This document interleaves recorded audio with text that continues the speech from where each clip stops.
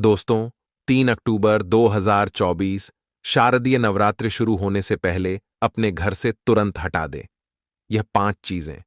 नहीं तो आपके घर में माता दुर्गा जी कभी प्रवेश नहीं करेंगी। कौन कौन सी वह 5 चीजें हैं जिन्हें घर में रखने से उस घर में माता दुर्गा जी कभी प्रवेश नहीं करती हैं और घर में आ जाती है? कंगाली माता लक्ष्मी ऐसे घर में कभी नहीं करती है वास। इसलिए नवरात्रि शुरू होने से पहले इन चीजों को तुरंत घर से बाहर फेंक दें। संपूर्ण जानकारी जानने के लिए वीडियो को पूरा जरूर देखें, तभी आप लोगों को अच्छे से समझ में आएगा। दोस्तों, नवरात्रि का महापर्व हमारे जीवन में सुख, समृद्धि, शांति और माता की विशेष कृपा लाता है। नवरात्रि के पूरे 9 दिन गंगाजल की हर एक बूंद की तरह पवित्र माने जाते हैं। यह समय हमारे जीवन में शुद्धि और आध्यात्मिक उन्नति का प्रतीक है। इन 9 दिनों में हम माता दुर्गा जी की विशेष कृपा प्राप्त कर सकते हैं। नवरात्रि का महत्व अत्यधिक पवित्र और मंगलकारी है। यह समय गंगा जल की हर एक बूंद की तरह पवित्र माना जाता है। इन दिनों में की गई पूजा अर्चना का फल असीमित होता है। भक्तों के लिए यह समय विशेष रूप से महत्वपूर्ण है, क्योंकि यह न केवल आत्मिक शुद्धि का अवसर है, बल्कि यह समय माता दुर्गा की कृपा प्राप्त करने का सबसे उत्तम समय भी है। नवरात्रि के दौरान हर क्रिया और पूजा को शुद्धता और आस्था के साथ किया जाता है, जिससे हमारे जीवन में सकारात्मक ऊर्जा का संचार होता है। भक्तों, 2024 में शारदीय नवरात्रि का आरंभ 3 अक्टूबर गुरुवार से हो रहा है, जो कि अत्यंत शुभ और मंगलकारी माना जा रहा है। यह पर्व पूरे 9 दिन चलेगा, जिसमें माता दुर्गा के 9 स्वरूपों की पूजा की जाएगी। इस महापर्व का विशेष महत्व यह है कि इस वर्ष माता का आगमन पालकी पर हो रहा है। धार्मिक मान्यताओं के अनुसार पालकी पर माता का आगमन सुख, समृद्धि और शांति का प्रतीक होता है, लेकिन इसे आंशिक महामारी और चुनौतियों का संकेत भी माना जाता है। इसलिए भक्तों को इस नवरात्रि विशेष रूप से माता की आराधना करनी चाहिए, ताकि सभी संकट टल जाएं और उनके जीवन में खुशियों की बौछार हो। इस नवरात्रि 2024 में माता दुर्गा जी का आशीर्वाद पाने का यह सुनहरा मौका है। 9 दिनों तक माता के 9 स्वरूपों की पूजा करके हम अपने जीवन के सभी कष्टों से मुक्ति पा सकते हैं। भक्तों, इन 9 दिनों में यदि आप सच्चे मन से माता की आराधना करेंगे तो आपकी सभी मनोकामनाएं अवश्य पूरी होंगी। मां की कृपा पाने के लिए घर में पवित्रता और स्वच्छता बनाए रखें। माता के लिए विशेष भोग तैयार करें और उनके आशीर्वाद के साथ अपने जीवन में सुख, शांति और समृद्धि को आमंत्रित करें। भक्तों, इस नवरात्रि 2024 में माता दुर्गा जी पालकी पर सवार होकर आ रही हैं। धार्मिक शास्त्रों के अनुसार माता का पालकी पर आगमन आंशिक रूप से शुभ माना जाता है। पालकी को शांति, समृद्धि और परिवार में स्थिरता का प्रतीक माना जाता है, लेकिन इसके साथ ही यह समय कुछ चुनौतियों का संकेत भी देता है। इसलिए भक्तों, इस नवरात्रि माता की आराधना करने से आपको इन चुनौतियों से पार पाने में मदद मिलेगी और जीवन में सुख, शांति और समृद्धि का प्रवेश होगा। शास्त्रों के अनुसार जब मां दुर्गा पालकी पर आती हैं तो यह समय आंशिक रूप से शुभ होता है। इसका मतलब यह है कि मां की कृपा आपके जीवन में सुख, शांति लाएगी, लेकिन इसके साथ ही कुछ चुनौतियों का सामना भी करना पड़ सकता है। पालकी का आगमन यह दर्शाता है कि यह वर्ष स्थिरता और संघर्ष का मिश्रण हो सकता है। हालांकि अगर आप नवरात्रि के दौरान सच्चे मन से पूजा करेंगे और मां की आराधना करेंगे तो यह चुनौतियां आपके जीवन में बाधा नहीं बनेंगी, बल्कि यह समय आपके लिए एक नई शुरुआत का संकेत हो सकता है। पालकी का धार्मिक महत्व यह है कि यह शांति और समृद्धि लाने वाली होती है, लेकिन साथ ही यह समय आंशिक रूप से महामारी और बीमारी का संकेत भी हो सकता है। भक्तों, पालकी का आगमन हमें इस बात की ओर भी इशारा करता है कि हमें अपने स्वास्थ्य का ध्यान रखना चाहिए और सतर्क रहना चाहिए। इस समय नकारात्मकता से दूर रहकर सकारात्मक ऊर्जा के साथ माता की पूजा करना आपके जीवन में सुख और शांति लाने का काम करेगा। धार्मिक मान्यताओं के अनुसार पालकी पर माता का आगमन अशुभ नहीं होता, लेकिन यह समय चुनौतियों और संघर्ष से भी जुड़ा हुआ हो सकता है, जिससे पार पाने के लिए माता की भक्ति अति आवश्यक। भक्तों, जैसा कि आप जानते हैं, शारदीय नवरात्रि का महापर्व हम सभी के जीवन में सुख शांति और मां दुर्गा की कृपा लेकर आता है। हर वर्ष की तरह इस साल भी नवरात्रि का समय माता की आराधना के लिए अत्यंत शुभ और पवित्र है। 2024 में शारदीय नवरात्रि 3 अक्टूबर गुरुवार से शुरू हो रही है और यह पर्व 11 अक्टूबर बुधवार को नवमी के साथ संपन्न होगा। 12 अक्टूबर को विजयादशमी यानी दशहरा का पर्व मनाया जाएगा। इस वर्ष शारदीय नवरात्रि का आरंभ 3 अक्टूबर से हो रहा है और पूरे 9 दिनों तक भक्तजन माता दुर्गा जी के विभिन्न स्वरूपों की पूजा अर्चना करेंगे। भक्तों, यह 9 दिन हमें शक्ति भक्ति और अध्यात्म से जोड़ते हैं। इन दिनों में माता दुर्गा की पूजा करके आप अपने जीवन से नकारात्मकता को दूर कर सकते हैं और सकारात्मक ऊर्जा का संचार कर सकते हैं। 11 अक्टूबर को नवमी के साथ नवरात्रि का समापन होगा और 12 अक्टूबर को दशहरा का पर्व मनाया जाएगा, जो अच्छाई की बुराई पर विजय का प्रतीक है। भक्तों, नवरात्रि का पहला दिन घट स्थापना के लिए अत्यधिक महत्वपूर्ण होता है। इस दिन की पूजा का फल तभी पूर्ण होता है जब घट स्थापना सही मुहूर्त में की जाए। 2024 में घट स्थापना का शुभ मुहूर्त सुबह 6:15 से लेकर सुबह 7:22 तक है। घट स्थापना का यह समय अत्यंत शुभ माना गया है। इस दौरान कलश की स्थापना करके माता की पूजा आरंभ करनी चाहिए। कलश स्थापना करने के लिए तांबे या मिट्टी का कलश लें और उसमें पवित्र जल भरकर उसे सही विधि से स्थापित करें। मां दुर्गा का आह्वान करके पूजा का आरंभ करें। अगर आप किसी कारणवश घट स्थापना के लिए शुभ समय सुबह 6:15 से लेकर 7:22 तक पूजा नहीं कर पाए तो घबराने की जरूरत नहीं है। अभिजीत मुहूर्त में भी घट स्थापना की जा सकती है। 2024 में अभिजीत मुहूर्त 11:46 से 12:33 तक है। इस समय भी घट स्थापना करना अत्यधिक शुभ माना गया है। घट स्थापना के समय ध्यान रखें कि पूजा स्थल की साफ सफाई पूरी तरह से होनी चाहिए।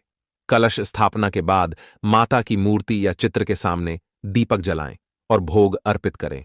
इस समय पूजा विधिपूर्वक और शांत चित्त से करनी चाहिए ताकि माता दुर्गा की कृपा आप पर बनी रहे। भक्तों, नवरात्रि का यह समय आपके जीवन को सुख शांति और समृद्धि से भरने का अत्यंत विशेष है। घट स्थापना का यह शुभ मुहूर्त हमें सही तरीके से पूजा करने और माता की कृपा प्राप्त करने का अवसर देता है। भक्तों, नवरात्रि का समय पवित्रता और स्वच्छता का प्रतीक होता है। यह 9 दिन का पर्व हमारे घरों में सकारात्मक ऊर्जा लाने और नकारात्मकता को दूर करने का सुनहरा अवसर है। लेकिन यह तभी संभव है जब हम अपने घर को शुद्ध और साफ सुथरा रखें। नवरात्रि शुरू होने से पहले कुछ ऐसी चीजें हैं जिन्हें आपको अपने घर से फौरन हटा देना चाहिए ताकि माता दुर्गा का आशीर्वाद और कृपा आपके घर पर बनी रहे। अगर आपके घर में किसी भी देवी देवता की मूर्तियां टूटी हुई हैं या आपके पास फटे हुए कपड़े पड़े हैं तो इन्हें तुरंत घर से हटा दें। भक्तों, टूटी फूटी मूर्तियां अशुभ मानी जाती हैं और इन्हें घर में रखने से माता की कृपा प्राप्त नहीं होती। इसे किसी नदी या पवित्र जल में विसर्जित कर देना चाहिए। फटे हुए कपड़े भी नकारात्मक ऊर्जा उत्पन्न करते हैं। नवरात्रि से पहले यह सुनिश्चित करें कि आपके घर में कोई भी पुराना फटा हुआ या बेकार कपड़ा ना हो। इसे या तो दान कर दें या फेंक दें ताकि आपके घर में पवित्रता बनी रहे। पुराने टूटे फूटे बर्तन भी अशुभ होते हैं, इसलिए इन्हें भी घर से बाहर कर देना चाहिए। भक्तों, घर में बासी भोजन रखना और इसे खाना न केवल स्वास्थ्य के लिए हानिकारक है बल्कि यह धार्मिक दृष्टि से भी अशुभ माना जाता है।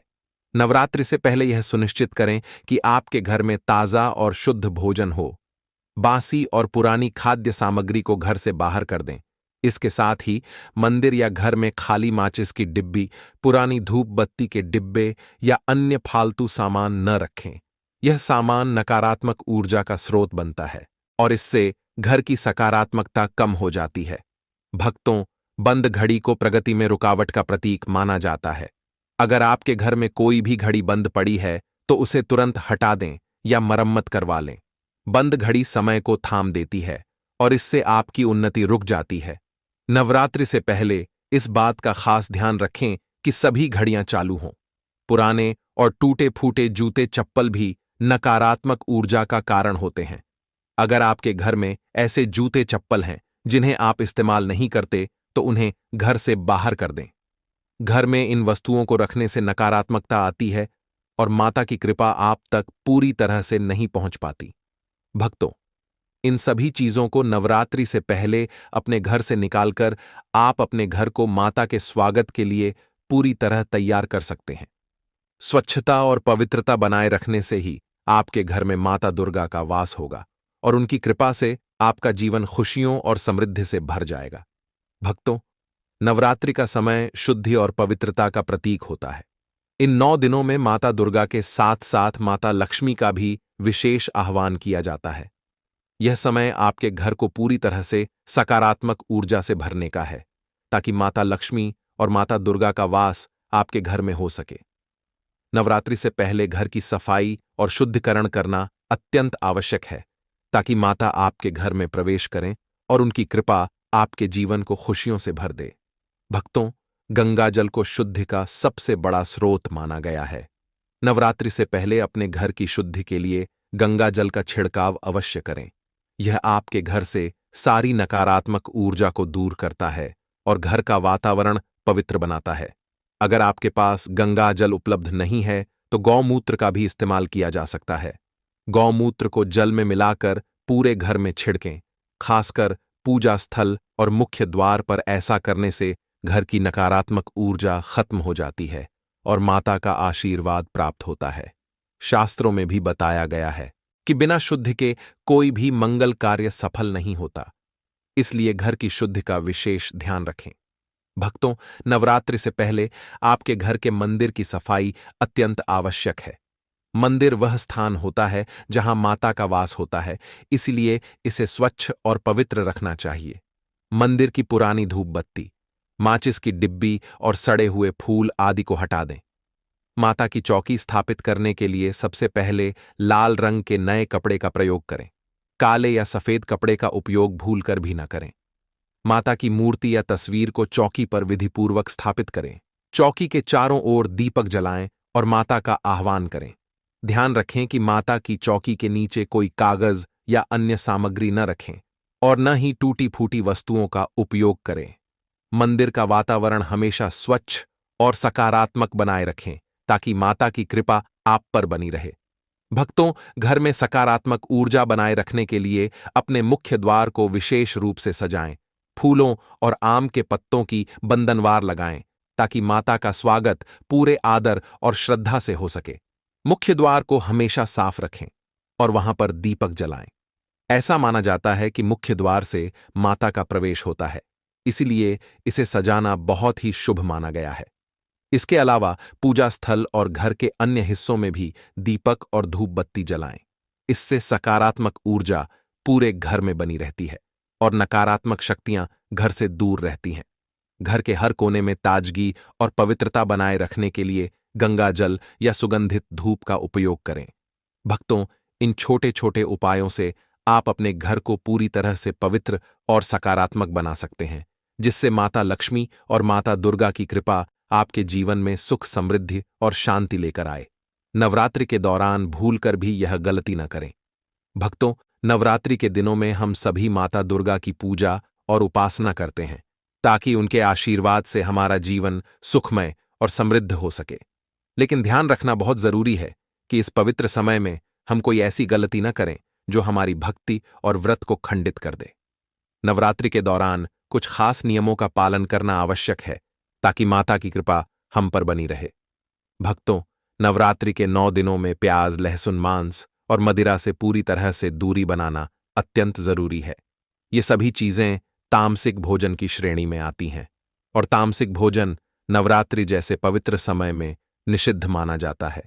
इन दिनों में सात्विक भोजन का सेवन करना चाहिए, जो शरीर को शुद्ध रखता है और हमारी आत्मा को शांति और सकारात्मकता प्रदान करता है। तामसिक भोजन का सेवन नवरात्रि के दौरान आपकी पूजा और भक्ति को खंडित कर सकता है, इसलिए चाहे कितना ही मन क्यों न करे, प्याज, लहसुन, मांस और मदिरा से दूर रहें और पूरी श्रद्धा के साथ माता दुर्गा की उपासना करें। क्या खाएं, क्या न खाएं। नवरात्रि के व्रत का सही पालन।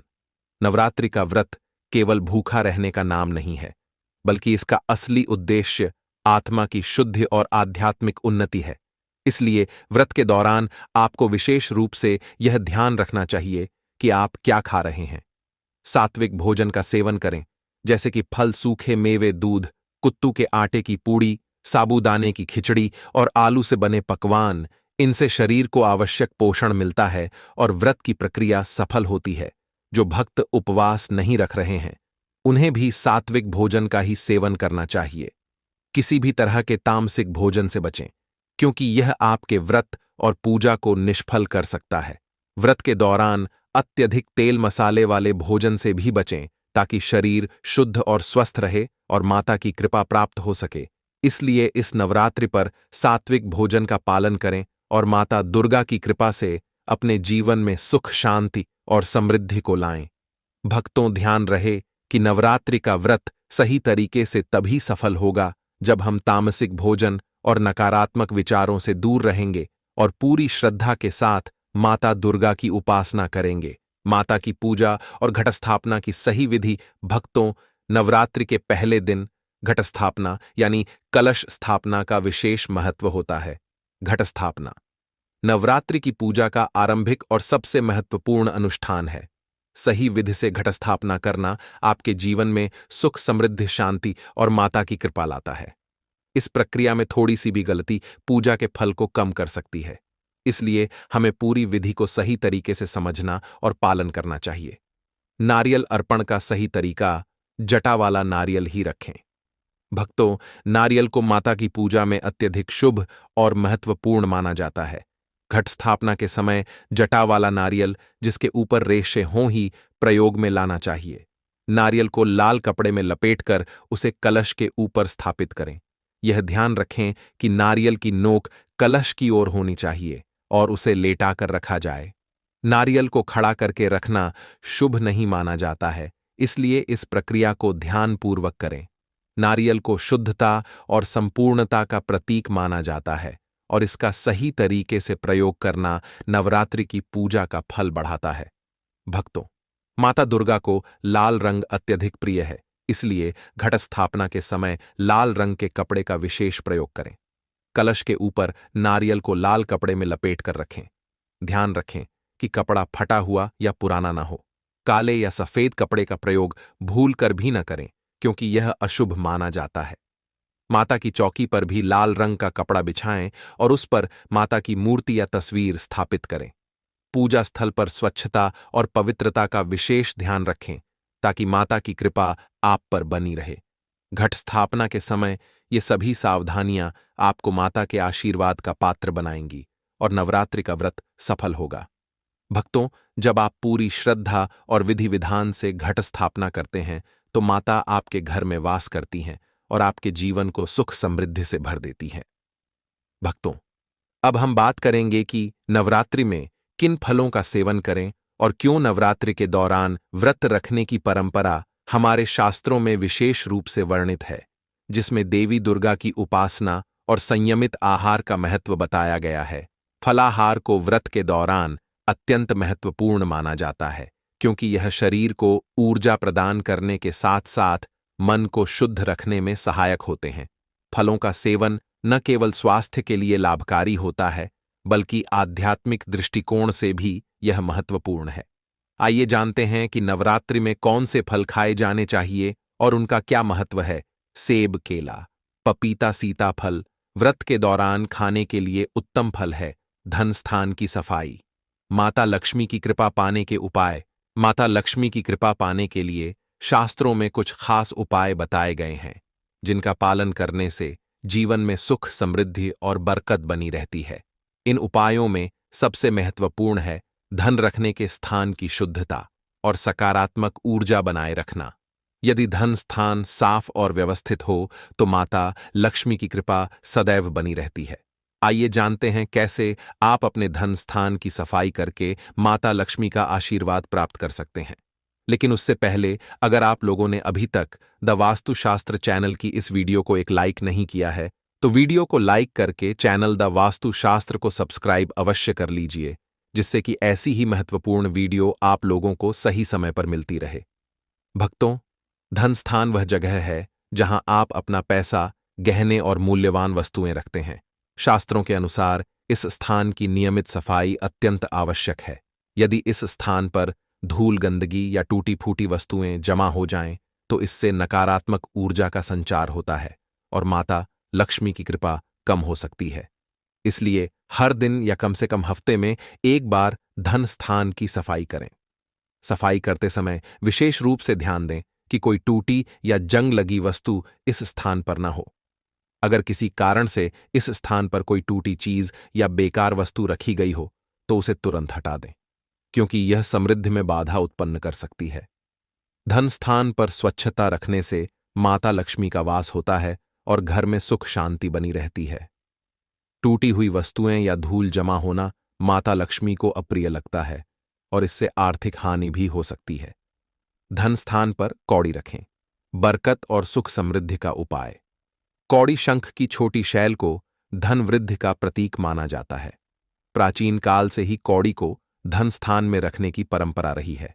माना जाता है कि कौड़ी को धन स्थान में रखने से बरकत बढ़ती है और मां लक्ष्मी जी की कृपा प्राप्त होती है।